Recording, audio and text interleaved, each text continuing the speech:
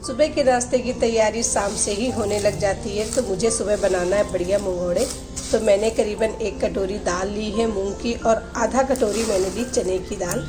तो ये दोनों दालों को मैंने मिक्स किया है और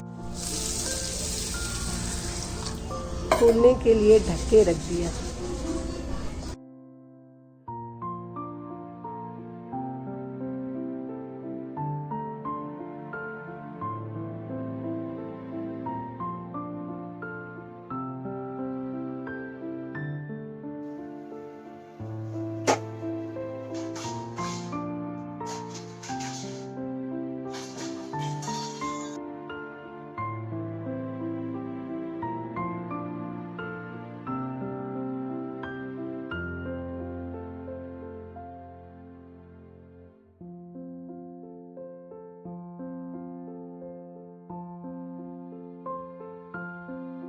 दो तीन दिन से बहुत ज़्यादा बारिश हो रही थी, मौसम खुल नहीं रहा था, तो कपड़े बहुत इकट्ठे हो गए थे।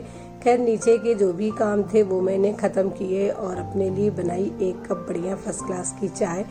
और फिर जाऊंगी ऊपर तो वहीं छत में कपड़े धुलूंगी। वॉशिंग मशीन मैंने ऊपर छत पे ही रख रखी है ताकि बार बार ज़्यादा मेहनत ना करनी पड़ा, वहीं धुलो कपड़े और वहीं सुखा के नीचे ले आओ।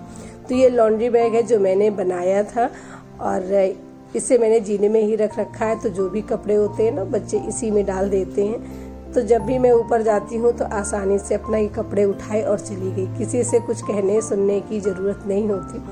दोनों बच्चे ऊपर छत में ही पढ़ रहे थे, बिटिया भी पढ़ रही थी, भैया भी पढ़ रहा था, उसकी क्लासें चल रही थी। आज मौसम बहुत अच्छा है, हो सकता है दोपहर तक बारिश हो जाए। वैसे होगी ज़रूर क्योंकि चारों तरफ से बादल बादल दिख रहे हैं, लेकिन तब भी कुछ थोड़ी बहुत राहत है। तो मैं अपने बेटे के पास बैठ के चाय पीऊंगी। और पानी इतना बरसा है आज रात में कि छत में पूरा भर गया है। इस जगह पे थोड़ा भर जाता है तो मैंने थोड़ा सा यहाँ पे छप छप किया, क्योंकि कहीं ना कहीं मन में कहीं ना कहीं थोड़ा बच्चापन तो आ ही जाता है। और फिर शुरू कर दिया ये कपड़े धुलने का प्रोसेस।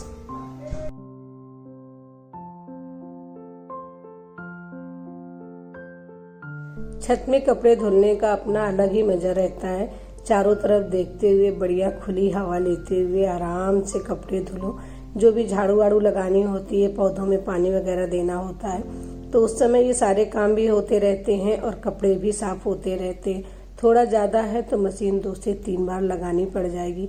वैसे बारिश तो इस समय हो ही रही है तो पौधों को पानी देने की ज़रूरत नहीं, लेकिन जो गमले भर गए हैं ना उन्हें खाली करने की ज़रूरत ज़रूर पड़ जाती है। तो फाइनली ये कपड़े साफ हो गए और मैं इन्हें सूखने के लिए ड्रायर में डाल दूंगी। फिर इसके बाद छत में फैला दूंगी।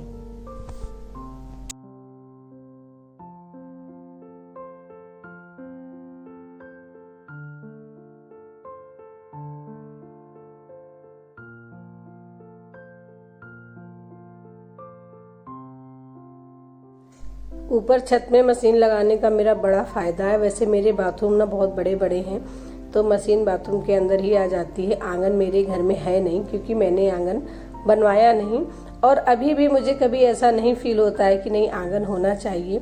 तो फाइनली कपड़े साफ हो गए और मैं एक एक करके डोरी में डालूंगी। आज मैं इन्हें अंदर नहीं सुखाऊंगी क्योंकि मौसम सही नहीं है। अगर घंटे भर की धूप आती है तो कम से कम कुछ तो सूख जाएंगे, वरना पता चला कि 2 दिन तक ऐसे ही बने रहे, सूखे ही नहीं। फिर मैं जाऊंगी नहाने। और अब मैं नहा के आ गई तो करूंगी भगवान भोलेनाथ की पूजा, जो कि यही ऊपर छत में रखे हुए हैं। शालिग्राम भी ऊपर तुलसी में रखे हुए हैं तो उनकी भी पूजा करूंगी मैं। और इसके बाद थोड़ा टहल के नीचे जाऊंगी। घड़े पे मैं पानी भर के हमेशा रखती हूँ क्योंकि फ्रिज का पानी बेटी तो बिल्कुल नहीं पीती है, उसके साथ साथ मैं भी नहीं पीती हूँ। तो ये घड़ा भरूंगी, ये रोज का काम है। सुबह भर के रखती हूँ, कई बार खाली हो जाता है तो शाम के भी भर के रख देती हूँ। और फिर अब थोड़ा सा करूंगी अपना भी मेकओवर।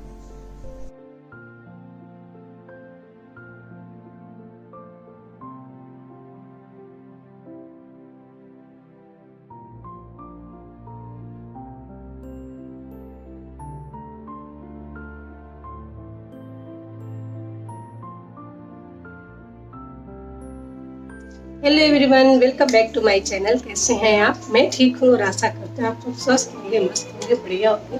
मुझे 5 दिन हुआ इस क्रीम को लगाए और बहुत अच्छा इसका रिजल्ट है। मतलब मेरी स्किन को सूट करती है।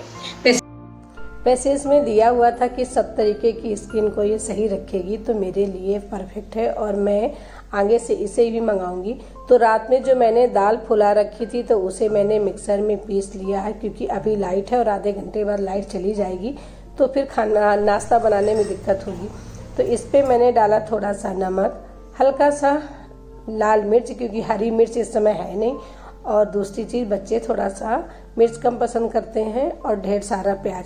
आज सब्जी में कुछ भी नहीं था तो जो भी थोड़ा कुछ बचा है ना उसी से मंगोड़ी बना लेती हूँ, ताकि सुबह का एक हेल्दी नाश्ता हो जाए।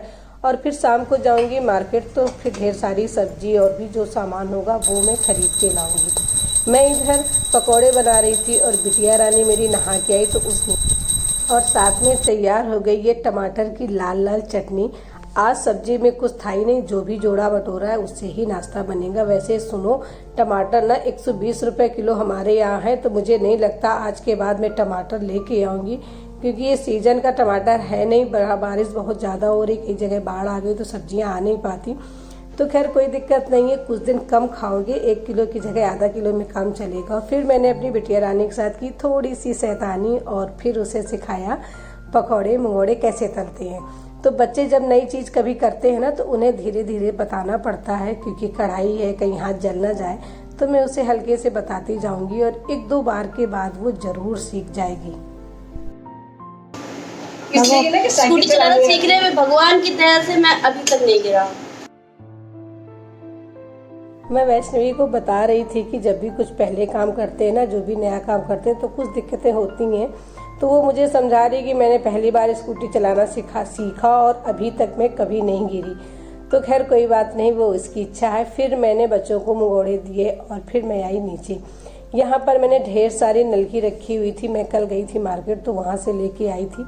तो कई बार ना इकट्ठे ही ले आती हूँ। तो मेरे मन में आया कि ठाकुर जी के लिए नए नए बाल बना दूँ, क्योंकि जो उनके बाल हैं पुराने काफ़ी हो गए हैं, तो कई बार धुल दिया तो ख़राब हो गए। तो मैंने इस सूती धागे से ही ठाकुर जी के लिए बहुत सुंदर से बाल बनाना स्टार्ट किया। तो ये एक बहुत आसान तरीका है। एक छोटा सा आप कार्ड ले लो, मेरे पास एक सीट पड़ी हुई थी मैंने उसे ले लिया, और इस तरीके से आप बना करके इसे कट कर लें। चारों तरफ राउंड में लपेटें, जितने बड़े आपको ठाकुर जी के बाल चाहिए उतना बड़ा आप बनाएं, और इनकी छोटी छोटी सी लड़ जो है ना उसे निकाल लें। एक एक लटी आप निकालते जाएं, और फिर किसी पेचकस की मदद से, या जैसे मेरे पास अभी पेंसिल है तो मैंने पेंसिल में ही कुछ इस तरीके से इसे लगाना शुरू किया। तो अब मैंने इसे इस तरीके से पिरो लिया। आप देख सकते हो बहुत आसान तरीके से मैंने ये जो धागा है तो इसे मैंने पेंसिल में पिरोया, और सारे जितना भी ये लच्छी रखी हुई ना तो ये सारी की सारी मैं इस तरीके से ही इसमें पिरोने वाली हूँ। इस तरीके से ना बहुत आसान है ठाकुर जी के लिए बाल बनाने, और आपके पास जितने भी भगवान है ना तो आसानी से आप इस तरीके से भगवान जी के हेयर बना सकते हो। और अच्छी बात तो ये है ना कि ये है धागा सूती मतलब कॉटन का, तो भगवान जी को चुभेगा भी नहीं। बस तो ये कुछ इस तरीके से तैयार हो गए, और इधर से देखिए कितना बढ़िया ये गूथा हुआ है।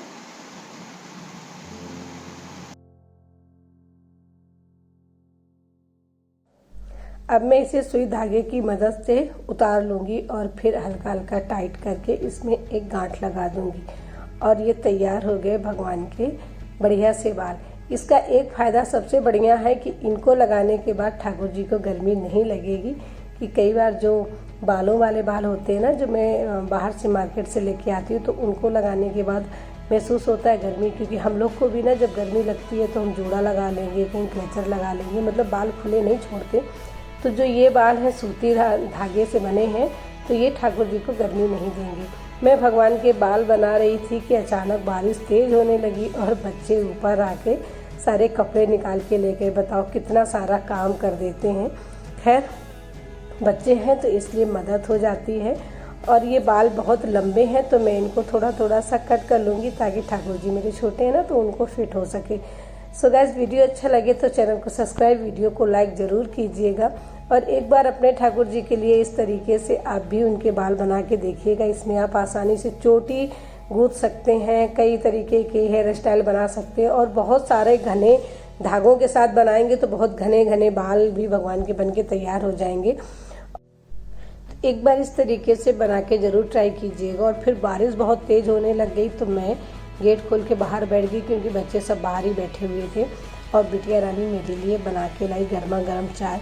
बहुत अच्छा लगता है जब बच्चे आपके लिए छोटे छोटे से एफर्ट करते हैं। बाहर बारिश इतनी तेज़ है, इसकी वजह से अंदर भी काफ़ी उमस है। पंखे वंखे चलाओ ना तब भी उमस है। लाइट इस समय है नहीं कि कुछ और हो सके। खाना बन के कंप्लीट हो गया। और क्या हो रहा है भाई, क्या हो रहा है? We are eating soon papdi.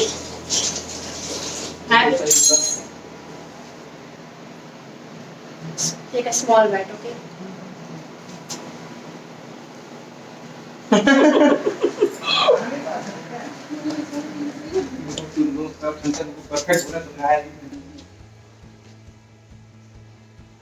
बारिश ने तो मौसम ठंडा कर दिया बिल्कुल एकदम। सो गाइस, आज के लिए बस इतना ही। मिलती हूँ फिर कल किसी और वीडियो में। के लिए bye bye and take care. Soan papdi नीचे मत गिराओ, चींटियाँ आ जाएंगी।